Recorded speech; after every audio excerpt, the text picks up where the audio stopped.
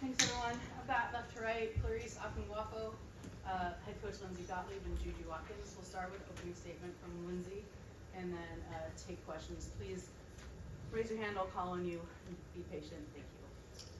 What an incredible night. Thanks to you all for being here. I mean, look around the room. Just a few years ago that people said women's basketball in LA can't be big, can't be covered, can't be sold out. And I think you guys, us together, all keep proving that wrong. So appreciate that.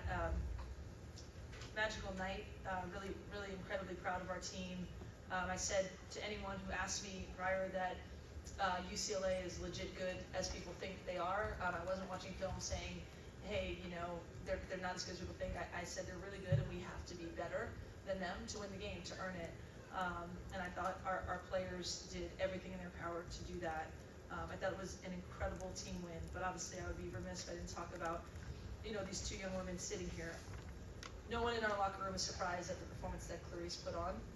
My husband just sent me something that, like a post, and someone said, Clarice Akamaka will be remembered, right? Like it was just an unbelievable, Galen moment. She was phenomenal, but we all just know what she's capable of and plays her role as well as anyone I've coached.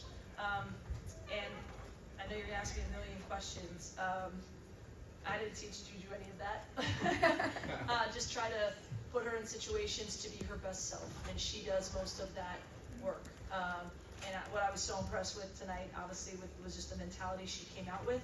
Obviously, the ball going through the net helps, but when we changed our coverages in the second half and said, we can't just go one-on-one with vets, we have to double, the double's gotta be good. She ends up with 8 blocks as well. I thought our team stepped up, did a lot of toughness, things that won us the game in the fourth, but I think this is a historic Galen performance that we should appreciate from Juju and her team, and then move on to the next one. All right, we're gonna start with Luca, Sabrina, and Beth.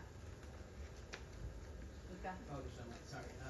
Juju, obviously, Lindsay, you said there's a lot of pressure on your shoulders. You put a lot of pressure on yourself. So you agree. Times, tough shooting nights the last couple of weeks. You've kind of seen you wear that physically. What changed tonight? You're playing with a lot more shoulder.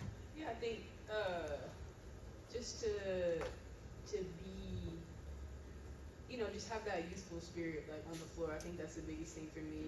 Just to be out there and go, just to be happy out there, go out there with my teammates and get the job done. I think that's really all I could ask for. And then, like you said, it has been a tough couple of weeks for me, but just staying true to the process. I mean, there's a lesson in everything, and I think that is to always stay joyful on the court. So, Sabrina. Juju, just like what Lindsay was saying about you needing to make good decisions and help. What were you seeing with Lauren in terms of setting that second defender, and how were you you guys held them scoreless for 6 minutes in that stretch in the third and fourth quarter when I think you really took control of the game. Yeah, I said it earlier, Bets is just an anomaly. So I think it was just important that C and Rhea and Kiki knew that the guards had their back as well, and we're all in it together. And any way I could help C out, really she could hold her own, but I was able to get my hands on a lot of bet shots and when it came down to the stretch of it. So just any way I could help out defensively, I was down to do it. Okay, we'll do Beth, Charlotte, Jordan. Beth, what? Oh. I don't want to have a microphone. You came here to help this program win a national championship. Tonight seemed like a defining moment on possibly that path. What did it feel like to get the crowd behind you guys, and then just who was in the crowd? Kids and grown-ups.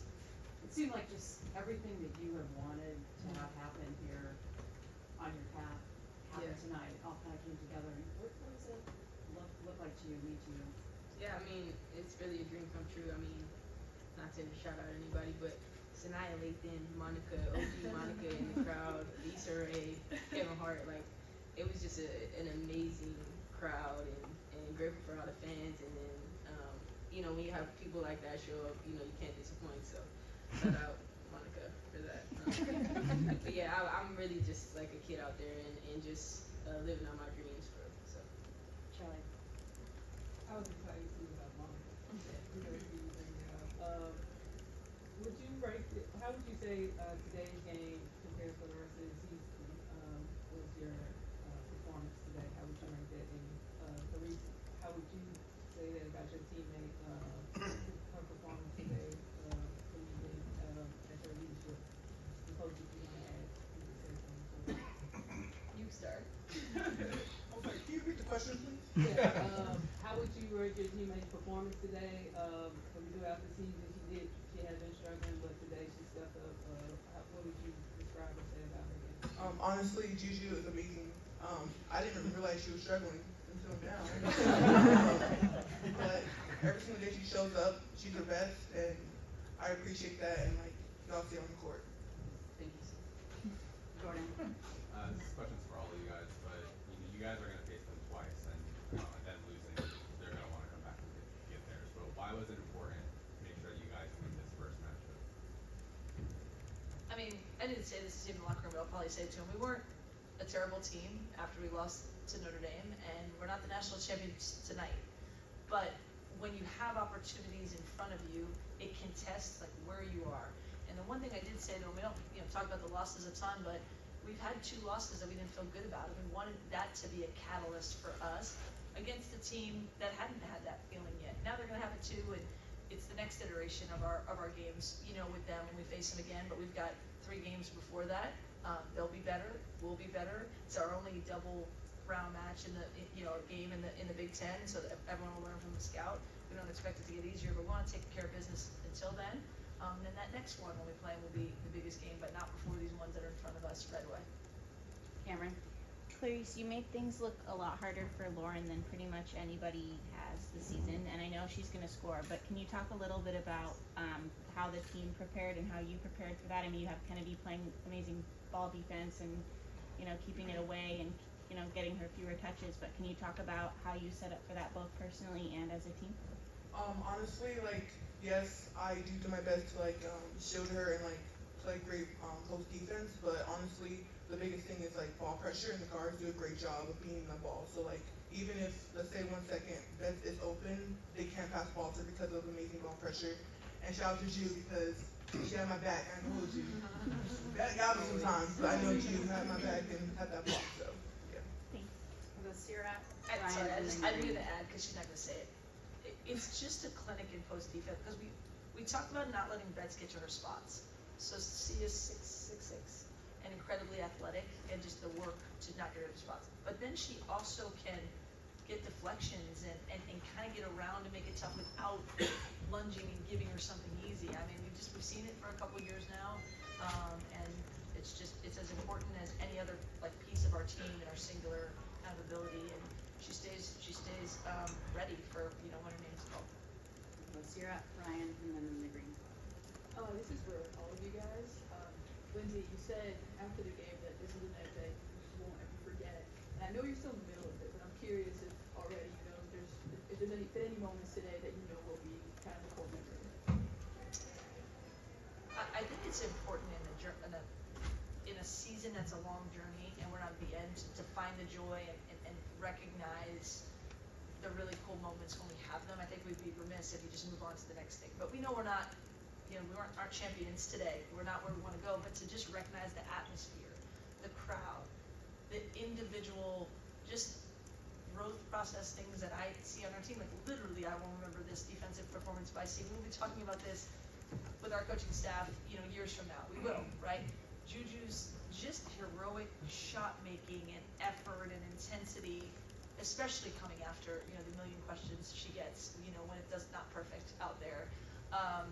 And there was a play, like I said there, where it was in front of our bench and there was 4 or 5 rebounds and Ken's diving on the floor and Avery and somehow Juju, and then it gets back to Kiki and the free throws. I just think those are the things that, we'll remember, and just becomes one epic game in a season. But you have to find joy in those, even though, as a coach we'll say, okay, now we gotta win on Saturday or whatever day, Sunday. Ryan. Lindsay, Juju was so good, obviously, for all the game, but those last 1 minutes, Avery hits the three, Clarice has the steal. Yep. Kiki gets the breakaway, Yes. passing Juju. Yep. How critical was it for this team that after Juju had carried so much early that, Yep. you know, they kind of put the finishing touches? Yeah, I mean, I don't know that, like, every game is gonna have a little bit of a different story, and that's what I'm trying to get our players to really understand and buy into. Everyone wants to make every shot. We want everything to be perfect, but I mean, she came out just on such a heater and was like 6 for 7 from 3 in the first half and had it cooking. Like, I felt like other people were gonna have to make plays at some point, or they were gonna force us to do different things, and just Kiki getting out in transition and doing what she does better than anyone, running the floor and having a high motor, like, that broke them down a little bit. I said in there, we were small for a minute. I think we had Kiki at the 5. Betts was out, so I was going small to see if we could get a 3 or something. I called a play for Avery, and then they checked Betts back in, and I was like, okay, let's run Avery's play and then get C in. And she hits that 3 off of a designed play, and I took her right out and said, I gotta get C in. And like, that's how you win basketball games, when everyone just knows what is needed of them. But that was an incredibly important bucket. I think it gave us the lead. The execution was great. We got her on what we call a wiper screen, and she knocked it down. Just, you don't win without everybody doing what they have to do. And Kennedy Smith's defense was unbelievable. I thought, you know, Kaylee Heckle get TV. I mean, just, I could go through the list. It doesn't happen without everyone, even though the numbers today are skewed where, you know, Juju and Kiki are the only one double figures, and another day we can score 86 points when, you know, our leading scorers don't have their best day. That's what we're gonna have to do to get everyone in as good a place as possible, and have a belief in one another that it takes what it takes. Well, you're in the green, and then Henry, Timothy, Ethan. Marissa Flores with NCAA.com. Out of halftime, UCLA, they went on something like a 10-point scoring run. What's being said by you as the coach and you guys as the players in huddles to make sure that trend doesn't continue? I mean, I thought we had to change our energy. Like, I thought, I mean, they're a really good team. We know they're gonna come at us, but I felt like we looked a little too defeated at that point. I called a timeout, got on them, and then we switched also to doubling the post more, just to make it more disruptive and difficult.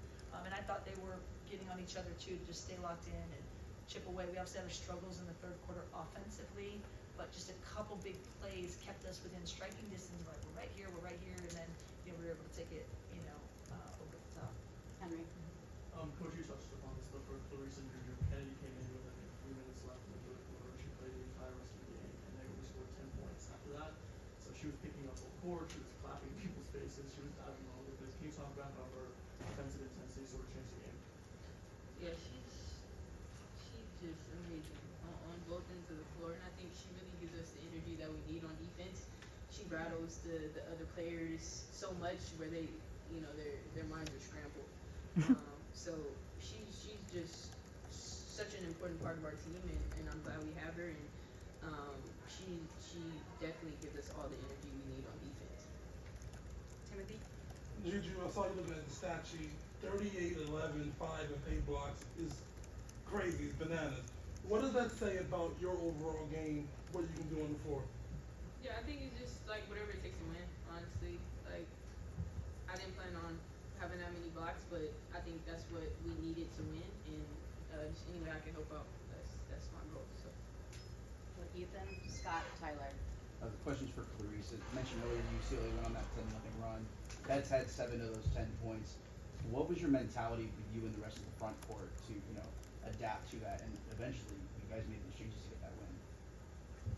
My mentality was kind of like, take a deep breath, we got this, next good mentality. Also, she did come up to me too and was like, she's gonna score, she's a great player, but I got your back. And she did have my back after that, so yeah, I appreciate you. Scott, and then Tyler.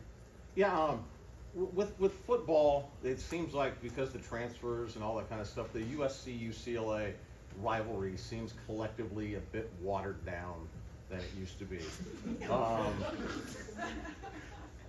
Where is this rivalry for you guys? It's not watered down. I mean, I know what you're saying, right? Like, we had people switch schools, and back in the, like, they're not here for as long. Yeah. We have a lot of LA kids, right, that have grown up with it. We have a lot of competitors. We have a team in the locker room, even the ones who are not from LA, who understand. It's like, we know a lot of the players. We've seen a lot of them, you know, in the media. They've seen a lot of us, so there's nothing more. It really means something, and it's for big stakes in terms of, you know, championships and things. So it's just everything you want in a rivalry. Tyler, and then Fredo will be the last one. Juju, it's one thing to dominate on one side of the ball or the other side of the ball, but you were able to truly dominate and take over the game on each side of the ball simultaneously, really. I'm just interested for you from a mindset perspective, from an energy perspective, and figuring out when is the moment to go after it in this game, whether it be diving in for a blocker or a help. How is that mentality to know that you have so much responsibility on both sides in this game, in this matchup, and how do you kind of manage, whether it be the energy aspect or just kind of knowing when to pick your spots on either side of the ball in a game like this? Yeah, honestly, I think I don't think too much, like, honestly, but I'm grateful for my team. I think we all collectively hold that responsibility. I think it doesn't fall on my shoulders solely. So, like I said, anything I can do to contribute, I'm gonna do, and it's not really a calculated thing. It's just like a feel for the game, and so I just kind of let my mind take over and just get, winning plays done. Fredo. Juju, Coach mentioned right now that she didn't teach you anything of what happened out there, but what do you feel that you actually have learned from her over the last year and a half that you can kind of take moving forward? I think Coach has just always been by my side throughout the whole process, and she calms me down in moments and puts me in the right position to do what I do. And these past couple weeks have been rough from a shooting percentage perspective, but we have the relationship where it's like, you got the next one. So I just think that confidence in me is really all I need, and it just motivates me to go out there and play freely.